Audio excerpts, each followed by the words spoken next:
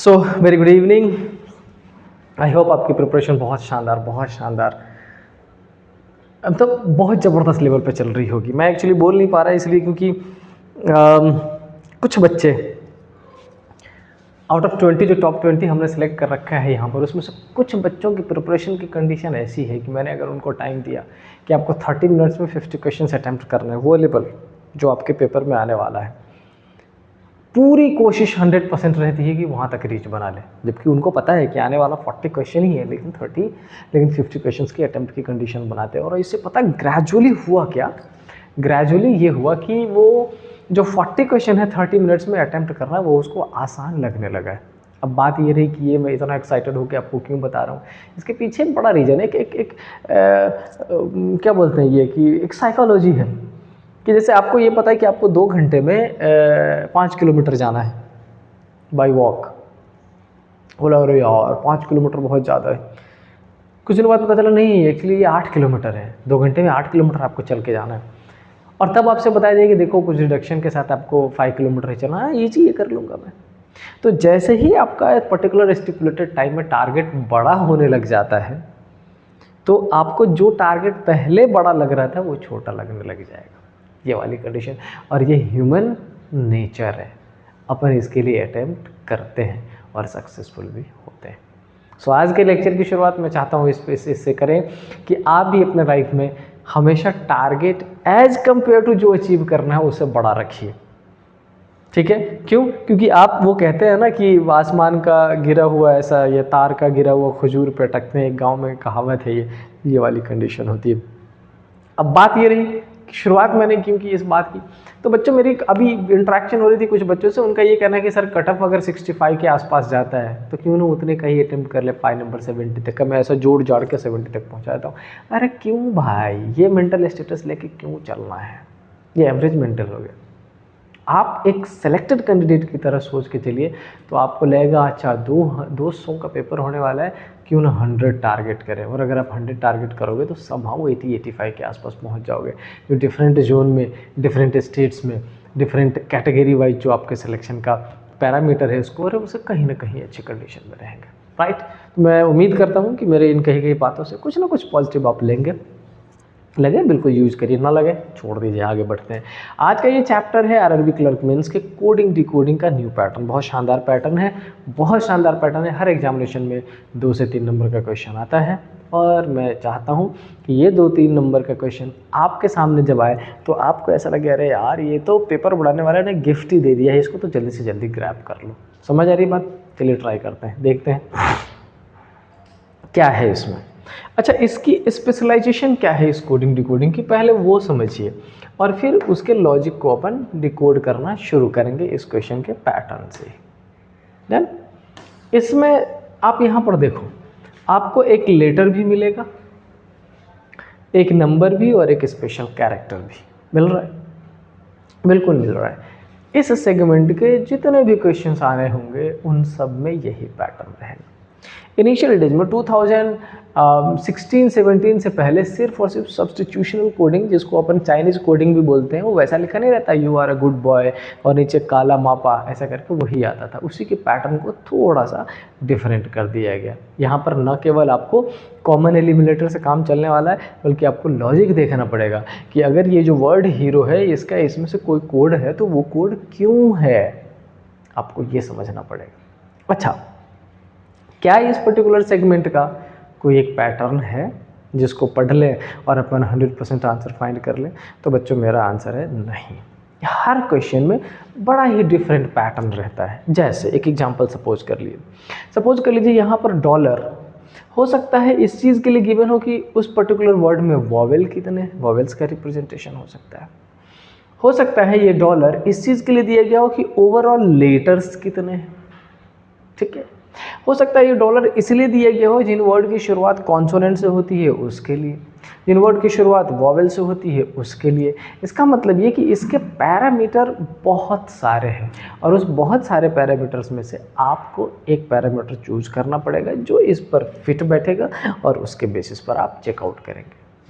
अच्छा, उसी बेसिस पे अगर मैं सपोज करूँ नंबर की बात करूँ, तो ये नंबर किस किस पैटर्न पे हो सकता है? नंबर ऐसा हो सकता है कि जो हमारा फर्स्ट लेटर है और जो लास्ट लेटर है उसके वैल्यू को ऐड कर दिया जाए।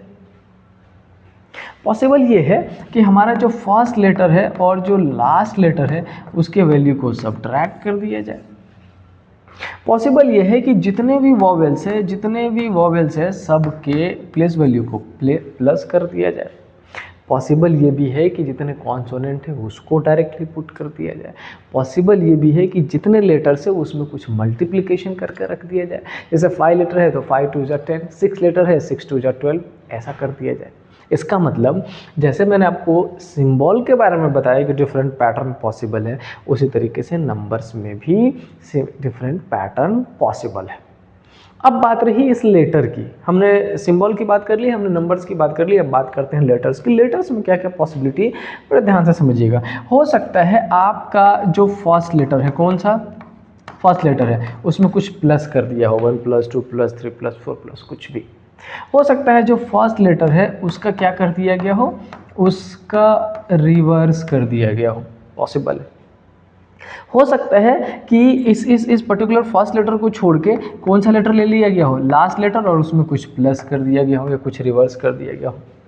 ऐसा भी पॉसिबल है कि फर्स्ट और लास्ट लेटर को छोड़ के जो सेकेंड लास्ट लेटर है वो ले लिया हो। ऐसा भी पॉसिबल है जो सेकेंड लेटर है वो ले लिया हो।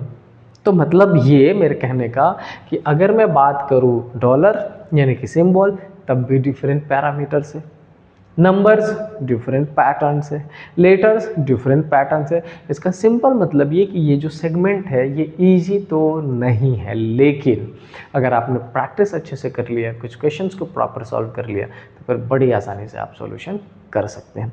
अब मैं आपको बताने वाला हूँ कि आखिर इस क्वेश्चन को मैं सॉल्व करूँ तो क्या पैटर्न चूज़ करने वाला हूँ मैं, कौन कौन सी चीज़ है जिसको देख के मैं क्लिक करूँगा, ये समझना इम्पॉर्टेंट है। तो चलिए शुरू करते हैं। सबसे पहले देखो, इसको ज़रा हटा लें।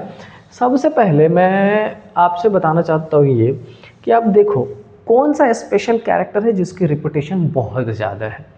अब यहाँ पर डॉलर, ये sign, percentage, star, hash, dollar, percentage, कोई पर्टिकुलर साइन लग रहा है क्या जिसको बहुत ज़्यादा बार रिपीट किया गया है? अच्छा, यहाँ पर डॉलर ये 1 time, dollar second time, dollar dollar dollar third time, dollar dollar dollar 4 time, dollar 4 बार है। ये डॉलर है ये कितनी बार दे रखा है? 4 बार दे रखा है। देन अच्छा, डॉलर के बाद अगर मैं परसेंटेज की बात करूँ, परसेंटेज 1 बार, 2 बार, 2 बार, 2 बार, 2 ही बार दे रखा है। परसेंटेज कहाँ कहाँ है? एक ये है परसेंटेज और एक और कहाँ है परसेंटेज? 2 ही बार परसेंटेज है। अच्छा, स्टार की बात कर ले तो star star star star in fact एक ही बार गिवन है। देन अच्छा, उसके बाद मैं किसकी बात कर लूँ? हैशटैग की। तो हैशटैग ये रहा, ये 1 1 1 1 1 1 1 hashtag hashtag hashtag hashtag hashtag 2 times given है। ठीक है, अब इनमें देखिए जो सबसे ज़्यादा रिपीटेशन है, तो सबसे ज़्यादा रिपीटेशन किसका है? डॉलर का है। डॉलर कितनी बार आ रखा है? 4 बार। तो क्या हम इसको टारगेट कर सकते हैं? बिल्कुल कर सकते हैं। कैसे? चेक करते हैं। देखिए डॉलर यहाँ पर भी गिवन है, यहाँ पर भी है, यहाँ पर भी है, यहाँ पर भी। अब पहले चेक करिए कि ये जितने भी डॉलर वाले हैं उसमें कुछ और कॉमन दिख रहा है क्या? इसमें एम है, उसके बाद डॉलर वाला कहाँ है? ये एल है, उसके बाद क्या है? ये एल है और एम है। अब देखिए यहाँ पर एम डॉलर 11 और एम डॉलर 11 दोनों में कॉमन है, एल डॉलर 10 और एल डॉलर 10 दोनों में कॉमन है, एग्जैक्टली सेम है। इसका मतलब ये जो फर्स्ट है और ये जो फोर्थ है, जिसमें हमने क्या ले रखा है? M dollar 11, first and fourth में कोई वर्ड एक ऐसा होगा जो दोनों में होना चाहिए या वर्ड का पैटर्न दोनों में होना चाहिए। तो चेक कर लेते हैं। इसमें भी हीरो गिवन है और इसमें भी हीरो गिवन है। एक बार ध्यान से देखना, हीरो हीरो फर्स्ट में एटलस, हरक्यूलिस, एवन, ये जो भी है वो कोई कॉमन नहीं है। इसका मतलब ये क्वेश्चन बहुत सिंपल है, ऑल्दो इतना सिंपल क्वेश्चन आपको मिला नहीं है कि आप सीधा कॉमन एलिमिनेटर से फाइंड करके एलिमिनेट कर दीजिए। No, this is very first time कि इतना कॉमन एलिमिनेटर मिल रहा है इस सेगमेंट में, है ना। ये रैंडम क्वेश्चन, मुझे इतना इजी क्वेश्चन लेना भी नहीं चाहिए था। ये रैंडम क्वेश्चन मैंने कहीं पीपीटी में लिया है, बिना देखे हुए ले लिया, इसलिए नहीं तो मैं लेता नहीं। आपको ऐसे क्वेश्चंस की रिक्वायरमेंट हो जिसमें ये कॉमन एलिमिनेटर तो मिले ही नहीं, बिल्कुल भी मिले नहीं, समझ रहे हैं। फिलहाल हमें मिल चुका है तो हम इसको पैटर्न कंसीडर करके चेकआउट करेंगे। ये हीरो, अच्छा, उसके बाद क्या है, $10। $10 किस में है, सेकंड में और थर्ड में। तो कौन सा वर्ड है जो सेकंड में और थर्ड में है, ये दो वर्ड है, ये सेकंड में भी और थर्ड में है। कौन कौन सा, MONTRA, मोन्ट्रा। लेकिन क्या हमारा काम खत्म हो गया, नहीं, हमें दो वर्ड का मिला, हमें लॉजिक नहीं मिला, अभी हमें लॉजिक ढूंढने की ज़रूरत है। अच्छा, अब अगर हैशटैग वाली की बात करें तो यहाँ पर V#44 है, M#40 है, पूरा ही डिफरेंट है। आपको कोई और कॉमन दिख रहा है, यस, एक दिख रहा है L%17, L%17। क्या मैं इसे फाइंड कर सकता हूँ, ट्राई कर लेता हूँ। L%17 हमारा फर्स्ट में और सेकंड में है, तो फर्स्ट और सेकंड में कौन कौन सा है, हरक्यूलस और हरक्यूलस, ये हमें कॉमन मिल गया, HERCULES, ये कॉमन। क्या और भी कोई कॉमन दिख रहा है, एक बार मैं चेक ही कर लेता हूँ। नहीं है कॉमन, B*25 नहीं है कॉमन, T, यस, एक ये भी कॉमन मिल गया, T, ये T, ये और 82 किस में मिला, फर्स्ट और थर्ड में। किस में मिला हमें, फर्स्ट और थर्ड में। फर्स्ट और थर्ड में ये एटलस, तो हमने ये चेक कर लिया, क्या, एटलस। अच्छा, जब हमने इतना चेकआउट कर लिया तो हमें कुछ चीज़ों की इन्फॉर्मेशन और मिल गई। वो किसकी इन्फॉर्मेशन मिल गई, वो इन्फॉर्मेशन हमें मिल गई किसकी, B* की। इसकी हमें कौन सी मिल गई है, AVON। डन। अब मुझे और कॉमन दिख रहा है I?, ये बहुत ही सिंपल क्वेश्चन ले लिया है मैंने, I?20 किस में है, इसमें भी है, इसमें भी है। तो अपन चेक कर लेते हैं कौन कौन सा वर्ड कॉमन है किस में, सेकंड और फोर्थ में। BTWIN, ये हमें कॉमन मिल गया। तो V#44 किसका है, ये पता चल गया, किसका, किटस्टार का, KITSTAR, इसका मिल गया। अब ये जो दो है, ये इधर और में और ये इधर और में। मुझे लगता है कि ये वाला क्वेश्चन बहुत सिंपल था, आप इसको इजीली फाइंड कर सकते थे। हमें ये पता करना है एटलस का क्या होगा, एटलस का हमने ऑलरेडी फाइंड कर रखा है, इसको चेकआउट कर लेंगे। ये चाइनीज़ पैटर्न का ही क्वेश्चन हो गया, इसमें लॉजिक की कोई ज़रूरत नहीं है, डायरेक्टली कनेक्ट कर लिया। लेट मी चेकआउट, क्या आगे वाले स्लाइड में भी ऐसा ही है, यस। अब अगर नेक्स्ट क्वेश्चन की बात कर लें, इसमें देखिए, इस वाले में अगर देखिए, मैं जो पैटर्न आपको बताना चाह रहा हूं, अगर मैं उस पैटर्न पे चलूं तो दूसरा पैटर्न रहा ये, जिसको हम क्या बोलते हैं, कंडीशनल कोडिंग। चैप्टर के नेम पे अगर अपन इसको बोले तो इसको हम क्या बोलते हैं, कंडीशनल कोडिंग। अब इसमें क्या करोगे, पहले समझ लो आप, बहुत सिंपल है, ज़्यादा मुश्किल नहीं है, आप इजीली ट्रैक कर पाओगे इसको। इसमें क्या है, यहाँ पर कुछ कंडीशंस गिवन है, condition number 1, condition number 2, 3 and 4।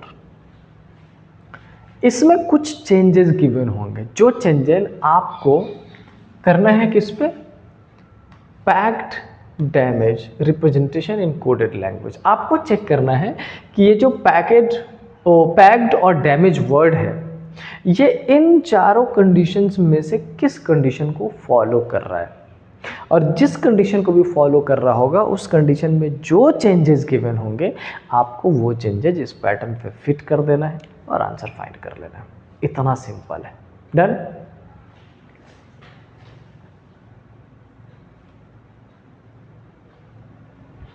तो चलिए देखते हैं फर्स्ट क्वेश्चन में क्या है। अच्छा, फर्स्ट में गिवन है क्या, in the first and last letter are consonant if the first and last letter are consonant. First भी कॉन्सोनेंट पैक्ड और डी भी। इसका मतलब ये जो वर्ड हमारे पास है PACKED, then both are to be coded as a code of last letter.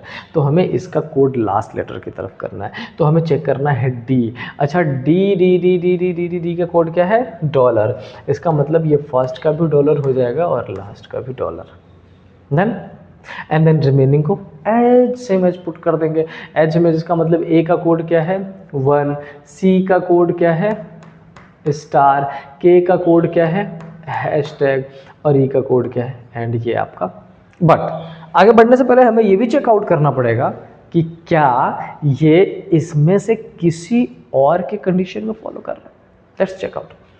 If the first letter is consonant and the last letter is vowel, नहीं है।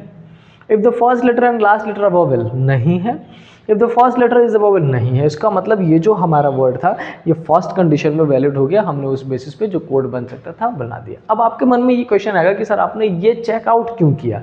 तो बच्चे मेरे कई सारे टाइम एक ही वर्ड 2 3 4 डिफरेंट कंडीशंस में भी पुट हो जाता है ना। आपको क्या करना पड़ेगा, एक सीक्वेंस वाइज, जैसे फर्स्ट कंडीशन में फिट किया हमने चेंज कर दिया, फिर सेकंड में, फिर थर्ड में, इस पैटर्न पे अभी आपको चेंज करने की ज़रूरत होती है। तो मेरी रिक्वेस्ट है कि जब इस पैटर्न को सॉल्व करो तो बिल्कुल चेकआउट कर लीजिए, ठीक है।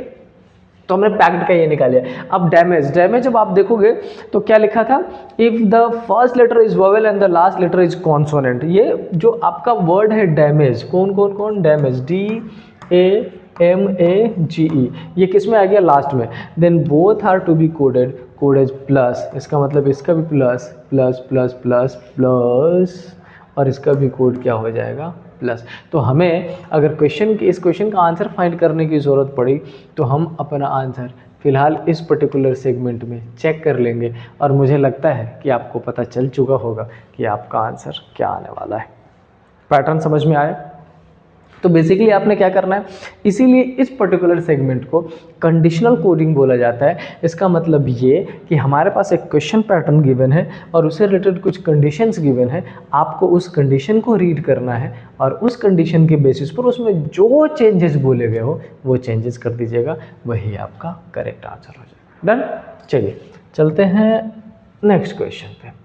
नेक्स्ट में क्या है, नेक्स्ट में उसी क्वेश्चन का दूसरा पैटर्न है। जैसे फर्स्ट वाले में क्या गिवन था, एक वर्ड गिवन था, हमें उसका कोड फाइंड करना था। अब क्या गिवन है, एक कोड गिवन है, हमें वर्ड फाइंड करना है। कोड कौन कौन सा है ये देख लीजिए, exclamatory, then this one, then star, then 8, then question mark and then again exclamatory. इसका मतलब ये कि फर्स्ट भी एक्सक्लेमेटरी है और लास्ट भी एक्सक्लेमेटरी है। अच्छा याद है एक condition, if the first and last letters are consonant they both are to be coded as the last letter।